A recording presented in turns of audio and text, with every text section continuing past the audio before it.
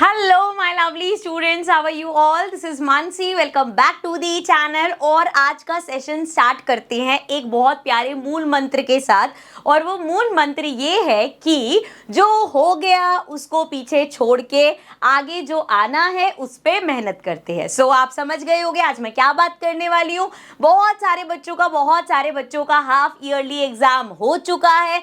Finally एक tension से राहत मिल चुकी है, लेकिन दूसरी टेंशन सर पे आ गई है और वो ये कि एग्जाम ओके हुआ है। सो ये एक्सपेक्टेड होता है। देखो हम लोग ना हाफ ईयरली एग्जाम से पहले वीडियोस ऐसे बनाते हैं कि बेटा ऐसे करो वैसे करो, 100+ लाओगे ये लाओगे, जबकि अंदर से सभी टीचर्स को पता है कि बच्चों के लिए ये एक क्या होने वाला है, रियलिटी चेक होने वाला है, उनको चीजें समझ में आएंगी। तो बहुत सारे कमेंट, बहुत सारे डीएम आ रहे हैं, क्या कॉमन चीजें हैं जो बच्चों को परेशानियां हुई वो हम यहाँ पे डिस्कस कर लेते हैं। आई एम श्योर आप देख रहे हो कुछ प्रॉब्लम्स आपके साथ भी हुई होंगी, जैसे सिली मिस्टेक्स कर दी। ये तो मुझे लग रहा है छोटे से छोटा बच्चा एग्जाम देके आके कहता है कि मैम अच्छा हुआ था, सिली मिस्टेक्स हो गई हमसे। सो सिली मिस्टेक्स हो जाती हैं, ठीक है भाई, समझ में आ गया, लेकिन ध्यान क्या देना है कि आगे से नहीं करनी। अब क्या इसकी रीजन है वो भी डिस्कस करेंगे। सो सिली मिस्टेक्स कर दी ये तो रहता ही है। दूसरा, पेपर इनकम्प्लीट रह गया, ये भी प्रॉब्लम रहती है कि यार आता था, जब प्रिपेयर किया था लग रहा था सब अच्छे से आता है, लेकिन जब पेपर करने बैठे तो पेपर इनकम्प्लीट रह गया, क्योंकि वैसी प्रैक्टिस ही नहीं कर रखी कि 3 घंटे में कैसे टाइम मैनेजमेंट करना है। ठीक है ना, ये एक रीजन है भाई। उसके अलावा डिफिकल्ट क्वेश्चन आए थे, ये बहुत ज्यादा रहता है कि मैं तो इतना बढ़िया पढ़ के गई थी, मेरे को सब कुछ आता था, पेपर ही डिफिकल्ट आ गया था, हम क्या करते भाई। लेकिन क्यों डिफिकल्ट लगा वो, सो इन सभी चीजों के जो रीजंस हैं वो जान लेते हैं। देखो इनकम्प्लीट लर्निंग, हर बार मैं आपको बताती हूँ, ये बात मैंने शायद बहुत बार डिस्कस भी करी है कि जब भी हम वीडियो का एक्सप्लेनेशन देखते हैं ना, क्योंकि देखो कुछ चैप्टर्स हैं जो काफी बड़े बड़े, काफी लेंथी चैप्टर्स हैं। सो हो सकता है 3 घंटे 4 घंटे में आपने वो पूरा चैप्टर देखा, या वन शॉट भी देखे, तो कुछ चैप्टर्स इतने बड़े कि वन शॉट भी भाई 2-2 घंटे के हो जाते हैं। सो उन 2 घंटे में ना ऐसा लगता है कि हाँ बहुत सारी चीजें समझ में आ गई। तो अगर कोई छोटा सा टॉपिक है तो वो सोचते चल छोड़ना यार ये समझ नहीं है, बाकी पूरा चैप्टर समझ में आ गया। तो हर बार मैं आपको बोलती हूँ, अगर आप वन शॉट देख रहे हो, ठीक है, एक टॉपिक नहीं समझ आ रहा, फॉर द टाइम बिंग आगे बढ़ जाओ, लेकिन डोंट फॉरगेट कि इस टॉपिक में मुझे प्रॉब्लम्स है, उस टॉपिक को, पर्टिकुलर टॉपिक को फिर सर्च करो, उसके बारे में 4 वीडियोस और देखो, आपको वो कंसेप्ट क्लियर हो जाएगा। जरूरी है कि चैप्टर के एक एक टॉपिक के कंसेप्ट्स क्लियर हो। जब आप ये करके चलोगे ना, कभी भी आपको एग्जाम डिफिकल्ट नहीं लगेगा, क्योंकि आपने कोने कोने से हर पॉइंटर को याद अच्छे से समझा है। ठीक है, उसके बाद जी एग्जाम नर्वसनेस, जब पेपर सामने आता है तो वैसे तो हमारी प्रिपरेशन बहुत अच्छी होती है, लेकिन उस एग्जाम हॉल में जो फीलिंग आती है ना, उसके लिए हम प्रिपेयर्ड नहीं होते। तब ऐसा क्यों होता है कि आता सब कुछ है, लेकिन जैसे ही एग्जाम हाथ में आता है कपकपी शुरू हो जाती है। ऐसा नहीं कि एग्जाम डिफिकल्ट है या पेपर आता नहीं, लेकिन एक नॉर्मल सी चीज है, बहुत बच्चों के साथ होता है कि हम नर्वस हो जाते हैं। तो वो नर्वसनेस कैसे भागेगी, कैसे अपने आप को आप उस जगह के लिए प्रिपेयर करोगे, उसके बारे में अभी हम अच्छे से बात करेंगे। लास्ट बात कर लेते हैं ट्रिकी एआर मतलब वही हमारे असर्शन रीजनिंग के क्वेश्चन, केस बेस्ड स्टडी के क्वेश्चन एंड कंसेप्शनल क्वेश्चन जो है वो नहीं कर पाते। क्यों बच्चे, देखो ये चीज तो मैं हमेशा आपका साथ दूंगी कि अभी ये एक नई चीज है, अभी 2 साल ही हुए ये चीजें इंट्रोड्यूस हुई है, वरना 8 तक आप लोगों ने एग्जाम कैसे दिए। ठीक है भाई, बैक एक्सरसाइजेस के क्वेश्चंस कर लिए, कुछ टॉपिक समझ लिए, इधर उधर से इन बिटवीन क्वेश्चंस कर लिए एंड एग्जाम्स दे लिए। तो आई नो कि आपके लिए नई चीज है उसको अडेप्ट करना, कि भाई अब ऐसे नहीं चलेगा, आपको कंसेप्ट सारे पता होने चाहिए, असर्शन रीजनिंग के क्वेश्चन आपको अटेम्प्ट करने, आपको case based study question solve करने। तो आई नो ये आप लोगों के लिए नई चीज है। हो सकता है आगे जाके 3, 4, 5 साल बाद जो बच्चे, जो बैचेस आएंगे वो इस चीज के लिए प्रिपेयर्ड होगी, उनके लिए ये चीज नॉर्मल होगी, लेकिन आपके लिए ये एक नई चीज है। सो उसको अडेप्ट करने में आई नो टाइम लगता है, लेकिन हमें एग्जाम देना है ना अपना, तो हम ऐसे तो नहीं बैठ सकते कि नई चीज आ गई यार कोई बात नहीं, इसमें तो टाइम लगता ही है। हमें उसको क्या करना है, एक हडल है उसको क्रॉस करना है। ठीक है, तो हम मेहनत करेंगे, अपनी वीकनेसेस अगर आपको पता है तो आप आराम से मेहनत कर पाओगे। तो आगे जरा बात करते हैं, ये तो हो गए रीजंस हमारे क्या क्या है। अब जरा मैं दिखाने वाली हूँ आपको एक सपना। कभी कभी ना जब हम ऐसे बोलते हैं ना, बहुत टीचर्स हैं, मैं भी हूँ उनमें से, कि बेटा देखो आप 95+ ला सकते हो, आप 100+ ला सकते हो। कुछ बच्चे ना इस चीज को बड़ा प्रैक्टिकली सोचते हैं कि यार मेरा तो एम है भी नहीं, मैं तो ऐसा बैठ के सोच भी नहीं रहा कि मुझे 100 ही लाने हैं, मैं तो ऐसा एक्सपेक्ट, मेरा पेरेंट्स का कोई ऐसा प्रेशर है कि तेरे को 100 ही लाने हैं, तेरे को 95+ ही लाने हैं। लेकिन अगर आप सिर्फ एक बार बैठ के ये सोचो, आजकल तो हम इंस्टाग्राम पे रील्स वगैरह देखते हैं तो बहुत जगह आपने देखा होगा जैसे बच्चे बैठ के अपना सीए का रिजल्ट देख रहे हैं एंड एग्जाम क्रैक कर लिया उन्होंने, तो जो पेरेंट्स की खुशी होती है वो एक इमोशनल बैकग्राउंड स्टार्ट हो जाता है, मतलब एक म्यूजिक आने लग जाता है पीछे से एंड वो एक इमोशनल बर्स्ट होता है। तो क्या वैसी रील्स, क्या वैसी वीडियोस देख के एक बार मन में नहीं आता कि यार काश ये मोमेंट हम भी एक बार जिए, हम भी अपने माँ बाप को ऐसी एक फीलिंग दे कि यार वो आप पे इतना प्राउड फील करे। उस टाइम जो माँ बाप के वो आंसू निकलते, दैट इज बेसिकली कि वो अपने बच्चे के लिए बहुत ज्यादा प्राउड फील करते हैं। इवन एट दिस एज में भी जब कोई ऐसी रील वगैरह देख लेते हैं तो लगता है यार एक ये मोमेंट तो होना चाहिए लाइफ में, है ना। सो जब आप ये चीज दिमाग में रखोगे ना, मैं ये नहीं कह रही कि अपना एम 100 ही हो, लेकिन वो कब होगा भाई। देखो 10th के रिजल्ट में ऐसा तो है नहीं 50% 60% लाए और पेरेंट्स कह रहे हैं वाह भाई वाह हम तो खुशी से पागल हो गए, हम तो बहुत प्राउड है। अगर कुछ अनएक्सेप्शनल करके दिखाओगे उनको, जब रिजल्ट देख रहे हो, उन्होंने रिजल्ट देखा, वो इतना आपसे एक्सपेक्ट भी नहीं कर रहे थे और जब रिजल्ट में दिखेगा 98 99 100 तो वो खुशी आप दे पाओगे। सो अब भैया अगर 100 का सपना नहीं भी है, इस खुशी का सपना तो सबको है ना, तो हमें इस खुशी की तरफ मेहनत करनी है। जब भी पढ़ने बैठोगे ना, इस सीन को अपने दिमाग में उतार लो कि हाँ यार एक वो मोमेंट जीने का चांस मेरे पास है और अगले 5-6 महीने में मैं वो मोमेंट जी सकता हूँ या जी सकती हूँ। तो हमेशा इस चीज को अपने दिमाग में रखना, इस ड्रीम को, ठीक है। अब ड्रीम तो देख लिया, उसको पूरा कैसे करना है, उसको पूरा करने के लिए रियलिटी चेक पे आ जाओ भाई। रियलिटी में क्या क्या चीजें तुम्हें करनी है। सबसे पहले बच्चे टॉपिक वाइज कंसेप्ट वीडियोस को समझना है।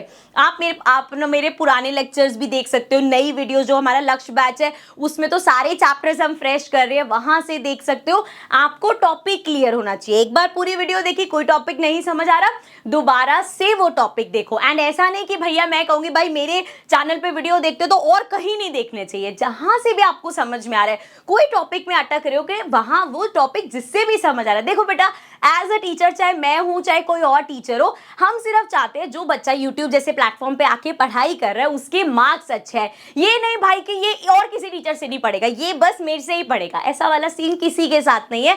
हर टीचर चाहता है कि जो बच्चा आके इतनी मेहनत कर रहा है, अपना टाइम दे रहा है, वो बस अच्छे मार्क्स लाए। तो जहां भी आपको वो टॉपिक समझ आते हैं बस छोड़ो नहीं, ये मत करो कि यार ये टॉपिक चल रह गया तो रह गया, ऐसे वाला नहीं करना। उस टॉपिक के कंसेप्ट को क्लियर करना है, हमें हर टॉपिक को इंपॉर्टेंस देनी है, ठीक है भाई। इसके अलावा special structured hybrid book for last 5 months. देखो अभी तक क्या था, हाफ ईयरली एग्जाम में दिमाग में क्या था कि ये चैप्टर्स है भाई। कोई बच्चा कह रहा था मैम हमारे हाफ ईयरली में ये चैप्टर्स आ रहे हैं, कोई कह रहा था हमारे ये सेट ऑफ चैप्टर्स आ रहे हैं, तो हम उस तरफ कर रहे थे। But after I think just 1 more month आपका पूरा सिलेबस कंप्लीट हो जाएगा एंड देन उसके बाद जो भी पढ़ाई होगी वो क्लस्टर में होगी, कि मतलब पूरी बुक पूरा सिलेबस सब कुछ साथ लेके चलना है। तो उसमें चैप्टर वाइज नहीं जाएगा, फिर जाएंगे हमारे सैंपल पेपर्स कि भैया अब बताओ एग्जाम में तो सारे चैप्टर्स आने हैं, तो उस हिसाब से आपकी होगी तैयारी। And as you all know this is the time जब सैंपल पेपर्स लॉन्च हो जाते हैं एंड हम लोग भी सैंपल पेपर लॉन्च कर रहे हैं। लेकिन इसको हम ऐसे क्यों बोल रहे हैं my first hybrid practice book? ऐसा क्या है, सिंपल बोलो यार सैंपल पेपर्स हैं, लेकिन क्यों इस बुक को बोला जा रहा है this is going to be a game changer? क्योंकि so once you order the book आपके पास ये आएगा, वो कहोगे इसमें क्या खास है, बुक ही तो है। नहीं बेटा, ये जो आपको दिख रही है ये है एक folder. Once you open this, हो जा भाई, सो ये फोल्डर ओपन होते ही दिख रहा है भाई ये फोल्डर है, नाम भी चेक कर लो, ठीक है भाई। अब इस फोल्डर को रख देते हैं साइड में। इस फोल्डर में मिल क्या रहा है हमें? इस फोल्डर में मिल रहे हैं हमें ये चीजें। ये थोड़ा सा सरप्राइज है, इसको साइड रखते हैं। ये तो नॉर्मल अपनी सैंपल पेपर बुक दिख रही है, ज्यादा मोटी सैंपल पेपर बुक नहीं है। ऐसा नहीं कि देखते हवाइयां उड़ जाएगी भाई इतने सारे सैंपल पेपर। बुक पतली है, लेकिन चीजें देखो जरा इसमें, यहाँ पे चेक करो, मैं आपको दिखाती हूँ। आपके पास है भाई 5 सैंपल पेपर्स विद सॉल्यूशन, सारे सॉल्यूशन है, एंड 2 सैंपल पेपर्स यहाँ पे है, सॉल्यूशन सबके हैं। ये मत सोचना सिर्फ प्रैक्टिस के लिए, इसका भी सॉल्यूशन है, लेकिन थोड़ा सेल्फ असेसमेंट हो जाए इसलिए साथ सॉल्यूशंस नहीं दे। तो ये सैंपल पेपर बुक मिलेगी जिसमें आपके पास ये सारे सैंपल पेपर्स होंगे। एंड उसके अलावा ये क्या चीज है, इसको जरा पास से देखो, कुछ याद आ रहा है, कुछ देखा हुआ लग रहा है।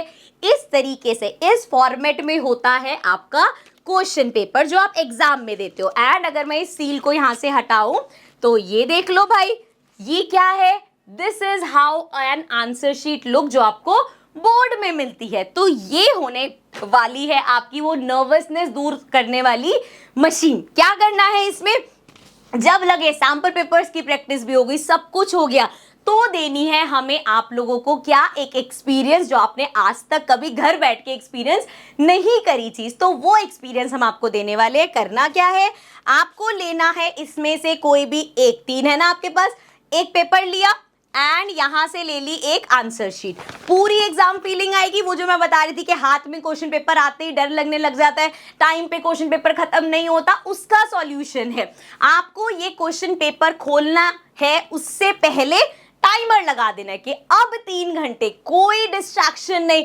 किसी से बात नहीं, कोई नहीं आएगा। आपको ऐसे प्लेसमेंट करना है अपना कि ये मैं बैठी हूँ एग्जाम देने, यहाँ पे मेरे पास सिर्फ जो एग्जाम में मटेरियल सामने होता है, पेन पेंसिल्स वगैरह, वो होगा और कोई भी डिस्ट्रैक्शन वहां पे नहीं होगा। फिर ये आंसर शीट खुलेगी, फिर ये क्वेश्चन पेपर खुलेगा and it will be a complete change for you guys. आप लोग अभी सुन के शायद इतना ना लग रहा हो, लेकिन जब आप वो चीज करोगे, क्योंकि हमारे टाइम में ये नहीं था और हमें भी वो एग्जाम हॉल की वो नर्वसनेस होती थी, but once you practise it like this is basically exam hall को अपने घर में लाना। तो ये आपके लिए गेम चेंजर होने वाला है, ठीक है। इसके अलावा एक और थोड़ा सा मैं बता देती हूँ बुक में क्या क्या मिलने वाला है, क्योंकि जब हम पेरेंट्स के पास जाते हैं ना, सैंपल पेपर आए, लाओ पैसे निकालो सैंपल पेपर लेने, तो पेरेंट्स पूछे थे क्या खास है, तो हम बताते हैं भाई क्या खास है।